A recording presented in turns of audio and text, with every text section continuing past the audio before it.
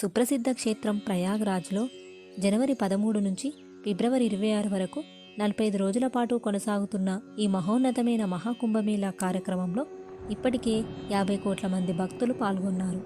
సాధారణ ప్రజలతో పాటు సాధువులు, అఘోరీలు ఎక్కడెక్కడి నుంచో తరలివస్తున్నారు. ఇక్కడ పుణ్యస్నానాలు చేస్తే జన్మ పునీతమవుతుందని భక్తుల నమ్మకం. ఈ నేపథ్యంలో అసలు ఈ కుంభమేళా వెనుకున్న కథేంటి ఇప్పుడు మనం తెలుసుకుందాం. అమృత భాండం కోసం దేవతలు, రాక్షసులు పాలసముద్రాన్ని చిలికారని పురాణాలు చెబుతున్నాయి. ఆ క్షీరసాగర మదనానికి ఈ కుంభమేళాకు సంబంధం ఉంది. అమృతం కోసం దేవతలు, రాక్షసులు వాసుకిని మందర పర్వతానికి కట్టి చిలుకుతున్నప్పుడు కామధేనువు, కల్పవృక్షం, ఐరావతం ఇలా ఒక్కొక్కటి పుట్టుకొస్తుంటాయి. ఈ క్రమంలోనే హాలాహలం కూడా వస్తే పరమశివుడు దానిని కంఠంలో నిలుపుకొన్నాడు. ఆ తర్వాత అమృతం రాగా దానికోసం దేవతలు, రాక్షసులు పోట్లాడుకుంటారు.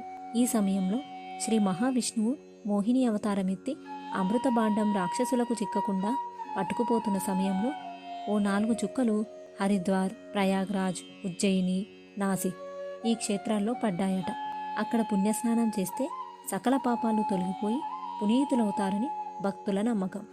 అందుకే గ్రహ భ్రమణాలను అనుసరించి ప్రతి 12 ఏళ్లకొకసారి ఆయా చోట్ల కుంభమేళాను నిర్వహిస్తారు. ఈ 12 ఏళ్లకొకసారి జరిగే కుంభమేళాను పూర్ణ కుంభమేళా అని అంటాం. 12 పూర్ణ కుంభమేళాలు పూర్తయిన తర్వాత 144 సంవత్సరాలకు ఒకసారి వచ్చే కుంభమేళానే ఈ మహాకుంభమేళా.